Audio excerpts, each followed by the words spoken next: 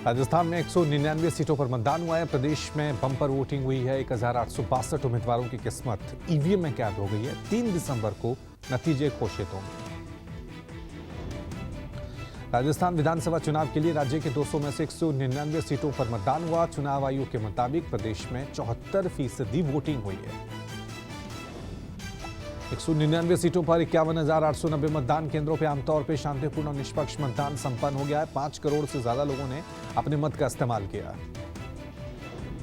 मुख्य निर्वाचन अधिकारी प्रवीण गुप्ता ने बताया कि शनिवार शाम 5 बजे तक प्रदेश में अंतिम रूप से 68.24% मतदान। शाम 6 बजे तक भी कई स्थानों पर मतदान केंद्रों पर मतदाताओं की लंबी कतारें लगी थी।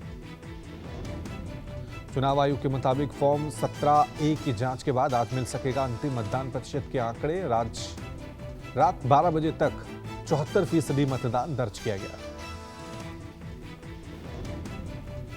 मतदान के बाद केंद्रीय मंत्री गजेंद्र सिंह शेखावत का बयान। भारतीय जनता पार्टी भारी बहुमत से सरकार बनाने जा रही है। यहां की जनता बीजेपी को लाने का मन बना चुकी है। जोटवाड़ा में राज्यवर्धन सिंह धरने पर बैठे। फर्जी वोटिंग के खिलाफ मतदान केंद्र पर जताया विरोध। प्रशासन पर लगा फर्जी मतदान करवाने का आरोप। मतदान के दिन अशोक गहलोत का बयान। राज्य में हर हाल में रिपीट होगी कांग्रेस की सरकार। 2030 के लिए हमारा एजेंडा साफ, जनता का प्यार और आशीर्वाद, हम जीत चुके हैं। पूर्व सीएम वसुंधरा राजे ने भी कांग्रेस पर निशाना साधा। कहा पिछले 5 साल में राजस्थान में कोई काम नहीं हुआ। राज्य में कानून व्यवस्था बेहाल, महिलाओं की सुरक्षा बड़ा मुद्दा। बीजेपी उम्मीदवार दिया कुमारी ने कहा कि बीजेपी डबल इंजन की सरकार पूर्ण बहुमत से आ रही है। पूरा माहौल बीजेपी के पक्ष में। सरकार में यहां की जनता पूरी तरह से परेशान हुई है। सचिन पायलट ने कहा 10 साल से केंद्र में बीजेपी की सरकार है। महंगाई कितनी बढ़ी है जनता देख रही है। इन सबका फायदा हमारी पार्टी को मिलेगा। तेलंगाना में चुनाव से पहले चुनाव आयोग ने बीआरएस के कार्यकारी अध्यक्ष केटी रामाराव को नोटिस जारी किया। केटी रामाराव को आज जवाब देने का समय दिया गया है। आयोग ने दोपहर 3 बजे तक अपना जवाब दाखिल करने को कहा है। जवाब न देने पर कार्रवाई होगी।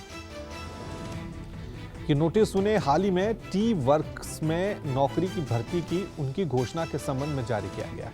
रामाराव पर एक सरकारी ऑफिस में चुनाव प्रचार करने का आरोप है। वहीं चुनाव आयोग ने सीएम केसीआर को एडवाइजरी जारी कर आचार संहिता का पालन करने को कहा। केसीआर ने कांग्रेस नेता के खिलाफ धमकी भरी टिप्पणी की थी। अंतिम चुनावी राज्य तेलंगाना में पार्टी झोंकी ताकत। आज प्रधानमंत्री मोदी के तेलंगाना दौरे का दूसरा दिन। हैदराबाद में कहा शांति वनन का दौरा करेंगे। पीएम मोदी आज दोपहर तूप्रान में जनसभा करेंगे और उसके बाद निर्मल में पब्लिक रैली को संबोधित करेंगे। कल पीएम मोदी श्री वेंकटेश्वर मंदिर में पूजा अर्चना करेंगे। गृह मंत्री अमित शाह आज नारायणपेट, मुलुगु, भुवनागिरी और शाम को कुक्कुटपल्ली में जनसभा करेंगे। केसीआर के गढ़ में राहुल गांधी ने भरी हुंकार। का सबसे ज्यादा पैसा केसीआर के परिवार के पास। पैसा बनाने वाले सारे मंत्रालय केसीआर के पास। बीजेपी ने राहुल गांधी के सोशल मीडिया पोस्ट को लेकर चुनाव आयोग में अपनी शिकायत दर्ज कराई है। सोशल मीडिया अकाउंट को सस्पेंड करने की मांग की गई है। कांग्रेस नेता प्रियंका गांधी वाड्रा ने तेलंगाना दौरे के दौरान डांस किया। प्रियंका गांधी रोड शो कर रही थी। इसी दौरान उन्होंने स्थानीय महिलाओं के साथ डांस किया।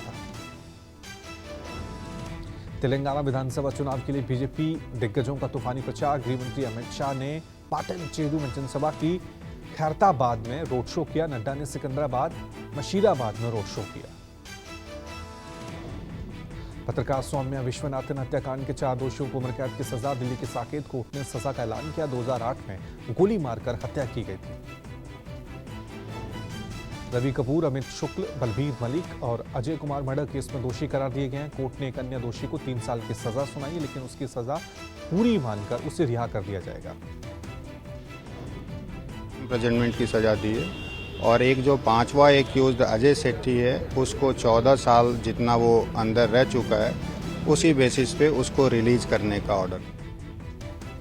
वहीं फैसला आने के बाद सौम्या विश्वनाथन की मां ने कहा कि राहत की बात है कि केस खत्म हो गया। मुझे मेरी बेटी को वापस तो नहीं मिलेगी, लेकिन कम से कम ये केस खत्म हो गया है।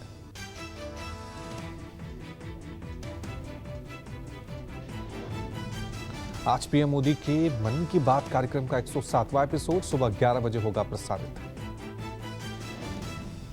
माना जा रहा है कि प्रधानमंत्री मोदी इस बार समसामयिक मुद्दों पर बात करेंगे। इस मौके पर संविधान दिवस को लेकर बात कर सकते हैं पीएम।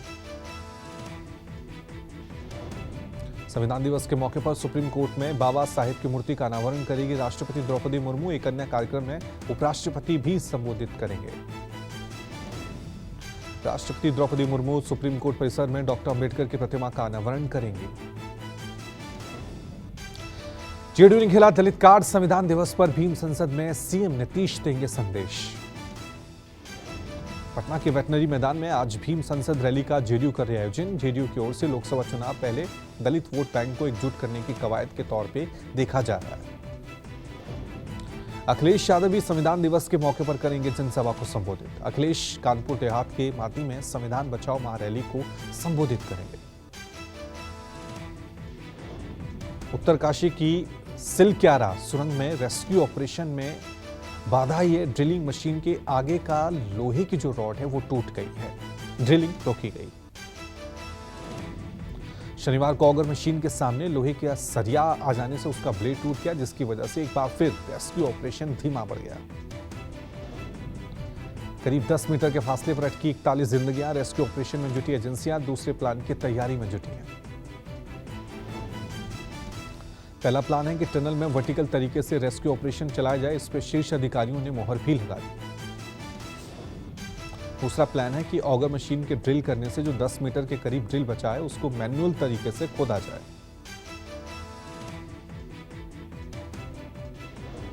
वहीं पीएम मोदी इस रेस्क्यू ऑपरेशन में पल पल की अपडेट ले रहे हैं। राज्य के मुख्यमंत्री पुष्कर सिंह धामी घटनास्थल पर जाकर ऑपरेशन का जायजा ले रहे हैं।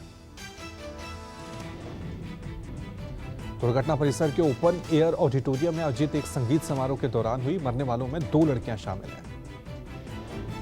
बताया जा रहा है कि अचानक हुई बारिश के कारण साइट पर मौजूद लोग अंदर जाने की कोशिश करने लगे। जो लोग सीढ़ियों पर थे वो नीचे गिर गए और लोग उनके ऊपर चढ़ गए। इस बीच सीएम पी विजयन ने घटना पर शोक व्यक्त किया। साथ ही उन्होंने उत्तरी जिले में चल रहे नव केरल सदास कार्यक्रम के संबंध में निर्धारित सभी रद्द करने की घोषणा कर दी। पीएम मोदी ने बेंगलुरु में शनिवार को एचएएल के तेजस में उड़ान भरी। पीएम हिंदुस्तान एरोनॉटिक्स लिमिटेड का दौरा करने पहुंचे थे। पीएम मोदी ने एक्स पर तेजस में उड़ान भरने के अनुभव को साझा किया। साथ ही कई तस्वीरें भी पोस्ट की। पीएम ने कहा, तेजस में सफलतापूर्वक सोची की ये गजब का अनुभव रहा। इस उड़ान में मेरे अंदर देश की स्वदेशी क्षमताओं पर भरोसा और बढ़ गया है। आज मुंबई हमले की 15वीं बरसी है। मारे गए लोगों को श्रद्धांजलि दी जाएगी। मुंबई की अलग अलग जगहों पर श्रद्धांजलि कार्यक्रम का आयोजन है। कल मनाई जाएगी गुरु नानक की 554वीं जयंती। पाकिस्तान पहुंचे 3000 भारतीय सिख श्रद्धालु। तमिलनाडु के नीलगिरी पहाड़ियों में भारी बारिश से भूस्खलन की वजह से कोट्टागिरी इलाके में सड़कें और चाय बागानों को नुकसान पहुंचा। दिल्ली में कोहरे और प्रदूषण की वजह से कई इलाकों में घना स्मॉग। विजिबिलिटी कम, लोगों की गाड़ियों पे रफ्तार लगी।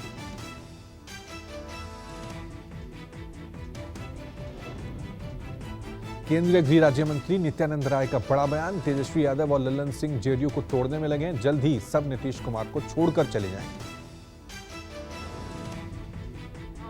आप लोग कर रहे थे, अभी भी मैं बोल रहा हूँ। कुछ ललन जी लेके चले जाने वाले हैं, कुछ विजेंद्र जी लेके चले जाने वाले हैं और नीतीश जी की तो हालत समझ रहे हैं और तेजस्वी जी इत्यादियों को तोड़ने में पूरी तरह से लग भी गए। प्रधानमंत्री मोदी की पंजाब फिरोजपुर दौरे के दौरान सुरक्षा में चूक के मामले में बड़ी कार्रवाई हुई। पंजाब डीजीपी की रिपोर्ट के मुताबिक ड्यूटी में लापरवाही पे गुरविंदर सिंह सांगा सस्पेंड। आज फिर सड़कों पर उतरेंगे किसान। पंजाब में राजभवन का करेंगे घेराव। पंजाब के हरियाणा में 3 दिन के लिए चंडीगढ़ स्थित पंजाब और हरियाणा राजभवन का घेराव करने के लिए पहुंचेंगे।